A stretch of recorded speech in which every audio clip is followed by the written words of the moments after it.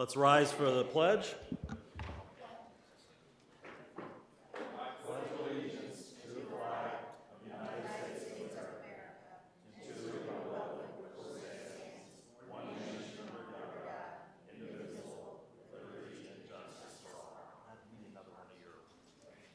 need your laser pointer.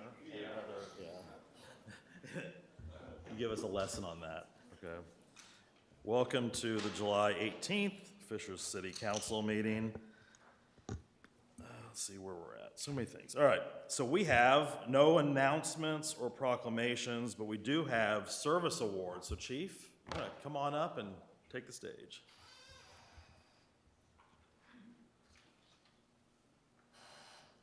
We're going to do this in two groups.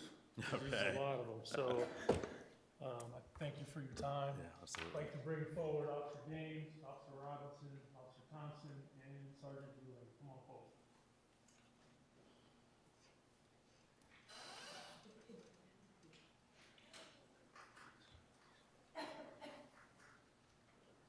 So there's a specific reason why I broke it down like this, because these four just hit their 20-year together on the 2nd of July, but also they were hired together. They went to the academy together. They entered field training together. 3 of them got out before the 4th one of field training. Wait a minute, 3 of them got out of what? Well, they stayed friends with them, so I think that's a good thing. They've been on the street and interwoven together, so I think it's very fitting that we acknowledge their 20 years together. So starting with Officer Gaines, came on the agency and patrol and helped us in instructing and some tactics early on, a short stint in SWAT team for us, and then helps us with our Citizens Academy, very public, very facing. Rob Thompson, officer also into patrol, came on and helped us out in a wider range of areas, field training, evidence technician, honor guard, and also with our Citizens Academy as well. Corey Robinson, also patrol, came out, field trained, and did evidence technician work, but also he's been involved with our Teen Academy, mentoring youth for almost 20 years now, as long as I can remember. And then on the end here, flanking is Sergeant Drulinger, also patrol, came out, honor guard team leader, evidence technician, and sergeant in 2013. So to all of you, congratulations on your 20 years of service. The city thanks you, and I thank you as well.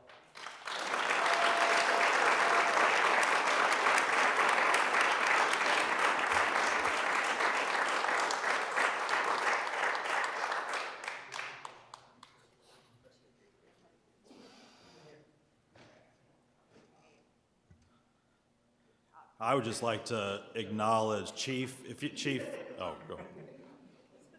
I guess I don't have to talk. You got 2 more, Todd. Oh, they have 2 more. Oh, wow. Sorry, well. No, go ahead. Well, I was just gonna say, I thought you were finished, but keep going, but I was just gonna say, we have these presentations a lot, and that speaks volumes. In our nation, and the stuff that's been going on, you know, I don't know what the attrition rate is in other police departments, but this speaks volumes to leadership. This speaks volumes to character. This speaks volumes to just the integrity of our police department, and I hope you feel supported. Thank you for your service. I know we have others, but that was my speech for the thing. Thank you, guys. Ditto for the rest of them, yeah. And speaking of leadership in the department, Sergeant Eric Patton and Major Mike Peterson, please come forward. There's whistles. So speaking of leaders and leaders in the department, both these officers came on in July of 2002 as well. Sergeant Patton served with the Indiana State Police for 3 years before coming on to Fishers. He's reached his 20th year. Coming onto the agency, into patrol, got involved in a lot of different parts of the agency. He was one of our motorcycle traffic cops for a long time. Hostage negotiations, he's a diver and a dive team leader. In addition to that, he was promoted in 2013 to sergeant, where he's been supervising the watches since then. But also it's important to note that Eric Patton is hanging it up, and he's retiring as of the 1st of August. So Eric, thank you for your 20 years, your 23 total years of service to the cities. Major Mike Peterson, in a minute, 1 minute. And right after I say everybody's staying, you say retire. Major Mike Peterson also came aboard the 29th. They were hired at the same time. Mike came in into patrol right away. He was a field training officer early in his career. He got involved in evidence and forensics, where he became a forensics detective, ultimately getting his first promotion to sergeant in 2011. He continued that endeavor. He's grown our forensics into what it is today, which is it's a whole different conversation. But also in 2017, he was promoted and took over our intelligence unit for our agency. In 2018, he was made major of our crime reduction team, our internet crimes, our criminal investigations, our task force, our drug task force. Huge responsibility that both of them have had, and you're pivotal to our leadership, so thank you both for your service.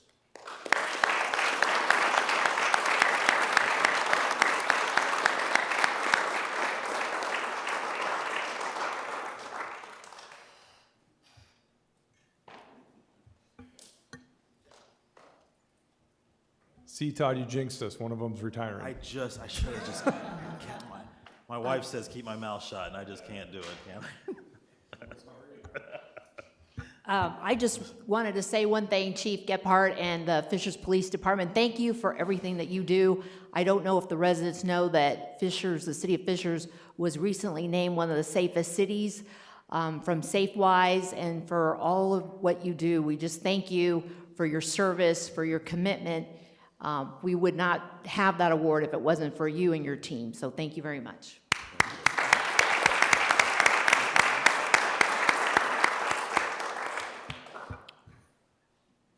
All right. We'll let everybody leave. They all leave after the good stuff, right? All right, move on to council committee reports. We have finance committee report. Okay, John Weingart is not here tonight, so I'm going to share just a report. The Budget and Finance Committee met on July 13th, and they approved for recommendation for approval tonight, Resolution R071822, a resolution authorizing city controller to transfer certain funds. Resolution R062022C, it's a common resolution of the Common Council of the City of Fishers to make a preliminary determination to enter into a lease with the Fishers Town Hall Building Corporation and approving matters related thereof. And finally, Resolution 071822A, it's a resolution of the Common Council receiving and approving the petition of taxpayers requesting the leasing of certain municipal facilities and approving matters related thereto.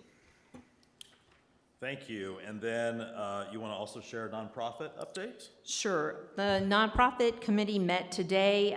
There were 24 nonprofits that applied, and the committee approved for a recommendation for funding of 9 area nonprofits for a total of $120,000 being funded to those 9 nonprofits, and the council will be receiving a report so that a final vote can be made at the next city council meeting in August.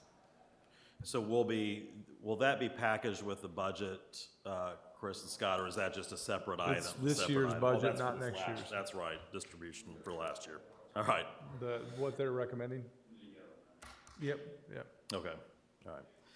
All right, next, item 6, department reports, health department report. Once again, you can find that online on our website, and also, thank you, Jocelyn, for grabbing these. Each one of you a copy of the annual report here. I believe the health department has this for any residents that would need those for an annual report. I'm sure that's online as well. I guess I'm not sure, I haven't seen it. But It is online. it is online? Okay, excellent. Moving on to the consent agenda, I know, Chris, we have a question just because Cecilia was not here last time, so she had a question on abstaining on a Chris, particular I'm item. going to abstain from 7A since I wasn't here for the June meeting, and we'll vote on 7B. Yeah, I think you can just take the consent agenda and we'll note that. And I'm going to make a Councilwoman motion Cole. to approve the consent agenda. However, I'm also going to abstain from item A because I wasn't here either. So I'm gonna make a motion to approve. Do we have a second? Second. Motion by Pete, second by Crystal. All those in favor say aye. Aye. Aye. Any opposed? And abstentions? Well, we already had that. that So on we'll there. just Yeah. note for the record, Kim, that council members Peterson and Coble abstain for items 7A.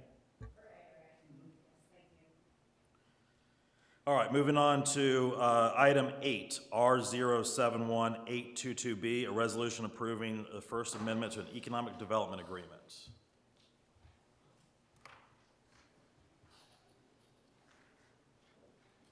Thank you, Council President. For the record, Megan Baumgartner, Director of Community and Economic Development for the City of Fishers.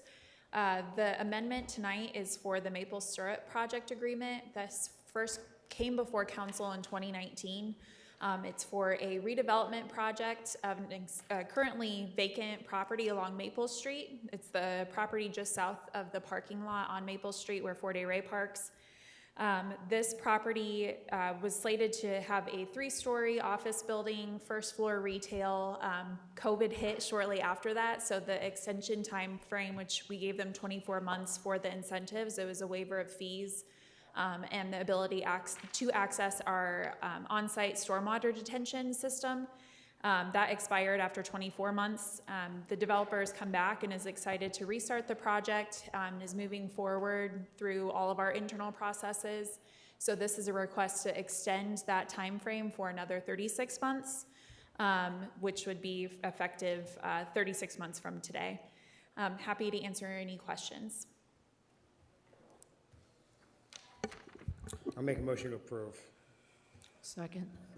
Motion by Pete for approval, second by Cecilia. All those in favor say aye. Aye. Aye. Any opposed?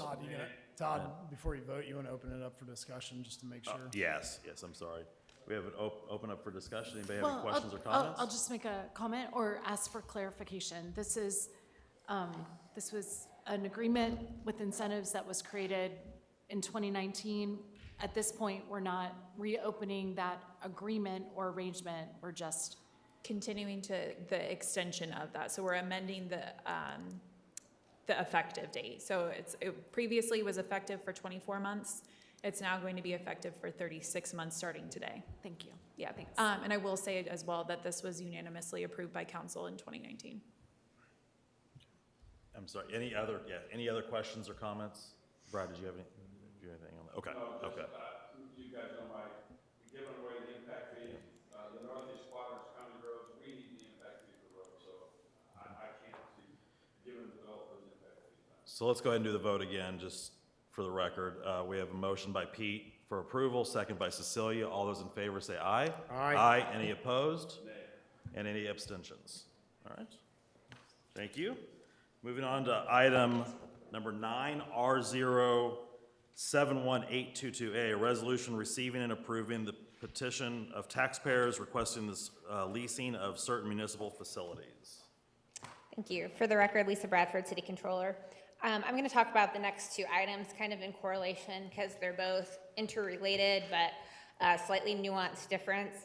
So the important thing is that there are 2 resolutions because we're doing 2 distinct statutory processes.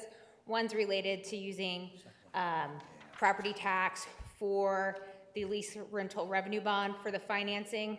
And then the second piece is entering into a lease. And so that's why you see the 2 separate resolutions.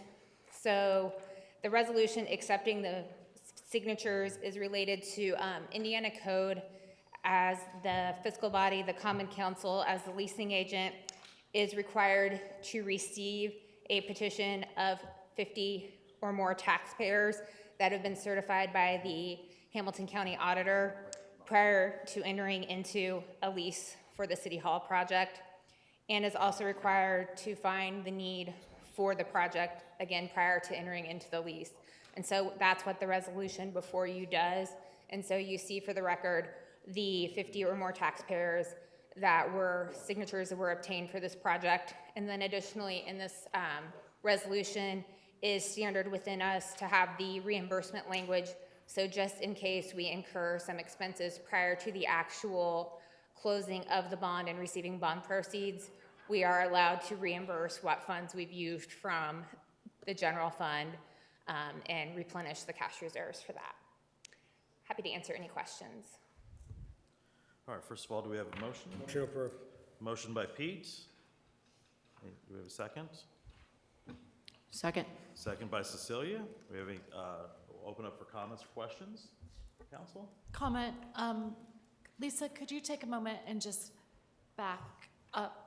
This is executing the funding model for the new Arts and Municipal Complex, which I found the process new to me to be complex. Can you just walk us through this process and how this fits in? So, please? yes, so this is similar to a model that we have not used for a number of years. Last time we kind of did this model was financing the police station.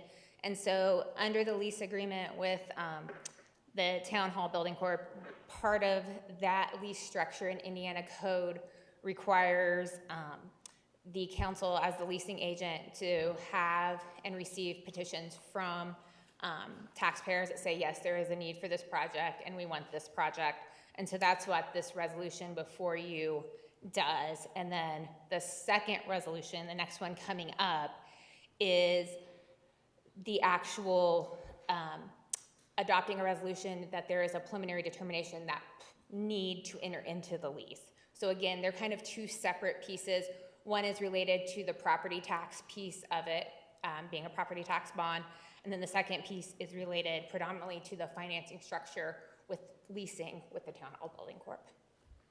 Thank you. Any other questions or comments from council? All right, we have a motion by Pete, a second by Cecilia. All those in favor say aye. Aye. Any opposed? Okay, motion passes.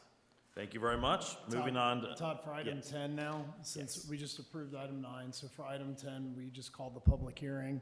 Okay. And then we'll go through the same process. All right. So item 10 is open for public hearings. So this is the same item we basically were discussing here. Anyone wishing to, I'll go ahead and open up for public hearing. Anyone wishing to speak on this item alone, step forward, state your name and address for the record. You'll have 3 minutes to speak. Seeing nobody stepping forward, I'll close the public hearing. We'll go ahead and vote on this now. Do we need to make another motion on that, Chris? Yes, please. I'll make a motion to approve item 10. Okay, a motion by Pete, Second. second by Cecilia. I'll open up for comments or questions. With none, motion to approve. All those in favor say aye. Aye. Any opposed? Motion passes. Okay, moving on to item number 11, 071822, request to approve a voluntary annexation known as the Collins property. Does anybody need to hear a report on voluntary annexations? I'd like to hear this, Megan's presentation. Yes, thank you. I don't have much prepared. Megan Vukasich, Director of Planning and Zoning. The first item is for first reading and public hearing for an annexation request. This is for 16.9 acres. This is a single-family residence. They recently obtained a variance, and as a condition of that variance, they are required to annex. And again, this does require a public hearing. Okay, I'll go ahead and open this up for a public hearing. Anyone wishing to speak on this item alone, step forward, state your name and address for the record. You'll have 3 minutes to speak. Seeing nobody stepping forward, I'll close the public hearing. Chris, can we suspend rules and pass on this?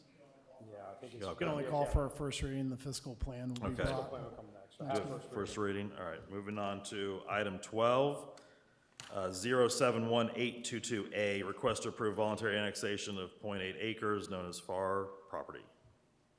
So again, this is first reading and public hearing. This is for an annexation of a residential property just north of 116th Street, west of Oleo, and the property owners just wish to annex. I'll go ahead and open this up for public hearing. Anyone wishing to speak on this item, step forward, state your name and address for the record. You'll have 3 minutes to speak. Seeing nobody stepping forward, I'll go ahead and close the public hearing. Have first reading. And we have a first reading. No unfinished or new business. We'll go ahead and open up for community comment. This is an opportunity for residents to speak on any item regarding Fishers. You can go ahead and step forward to the podium, state your name and address for the record. You will have 3 minutes to speak.